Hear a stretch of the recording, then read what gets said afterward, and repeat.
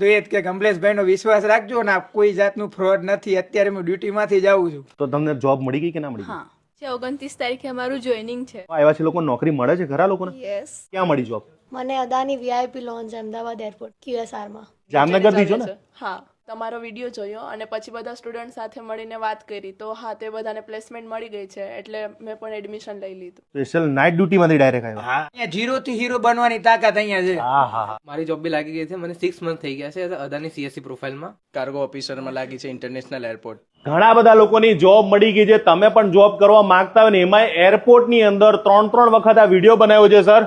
Welcome sir. Thank you. જો આપણું welcome પણ આવી રીતે કરવામાં આવે છે. Thank you sir. ये तीसरा वीडियो है जी. કેટલા લોકોને નોકરી મળી અને કેટલા રૂપિયા ફી લેવાના છે પહેલા એ કહી દો મને. सर अभी अप्रॉक्स हम लोग ड्रीम सोल्यूशन एकेडमी ने लगभग 6000 प्लस कैंडिडेट को जॉब दे दिया है. 6000 લોકોને નોકરી આપી सर पूरे गुजरात में 6000 से એવી ज्यादा ખોટી વાતો ના सर ये अभी लेटेस्ट का मैं आपको लिस्ट दिखाऊं, ये 120 बच्चों का लिस्ट है जो जॉब प्लेसमेंट हो गया है नौकरी पे हैं सर. જો અહીંયાથી જ यहीं से ये अभी लास्ट 4-5 महीने का मैं आपको दिखा रहा हूँ. પછી आमा 10 फेल હોય કે 9 फेल હોય કે કયા લોકો તમારે ત્યાં જોડાઈ શકે? सर 10वीं पास बच्चा है तो ट्रेनिंग स्टार्ट कर सकता है. 10મી પાસ જોઈએ. हाँ, और फीस हमारी जो है वो 1,40,000 है.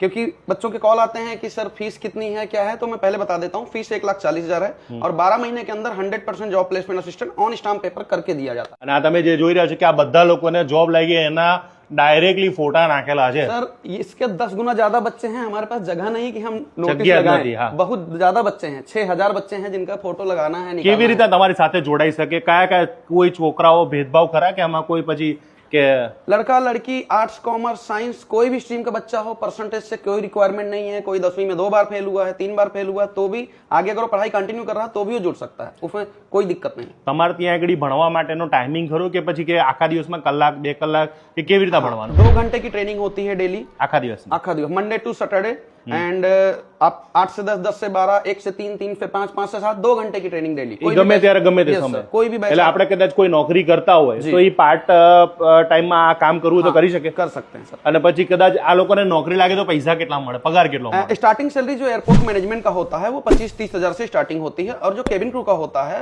वो 35 से 40 हजार के बीच का અને starting होता है. તમે અત્યારે ફી જે અહીંયા કદાચ સ્ટાર્ટિંગ કોઈને આવું છે કોઈ છોકરા છોકરીને તો તમે ફી કેટલી પેલા સ્ટાર્ટિંગ કેટલા લેવાના છો?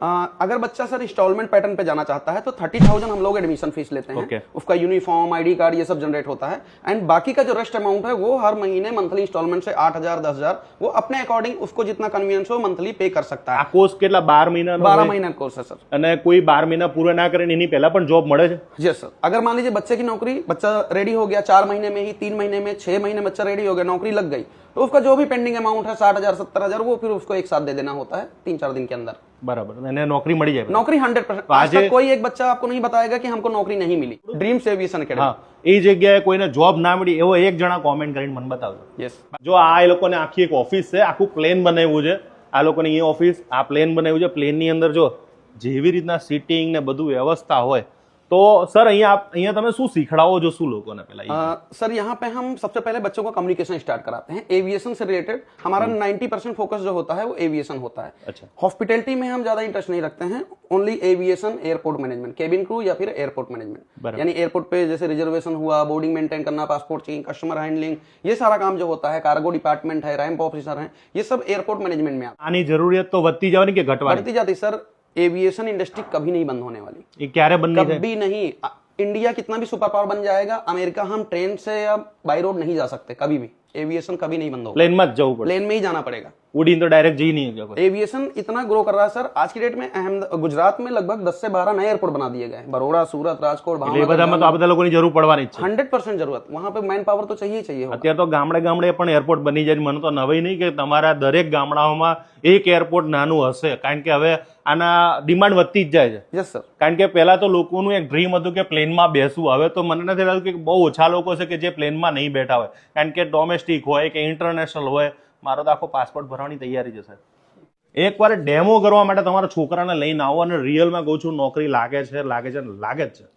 बट 90% ट्राई कीजिए कि आप डायरेक्ट सेंटर पे विजिट कीजिए. ज्यादातर बच्चों की कॉल फोन मत करो, डायरेक्ट आओ. इतना करते हैं, रात में 2 बजे तक कॉल करते हैं तो वो सर कॉल कितना आता है? बहुत कॉल आती है भाई. मैं एक दिन में 250 कॉल तो मैं मिस कर देता हूँ. कितना उठाता हूँ वो आप सोच ही नहीं सकते.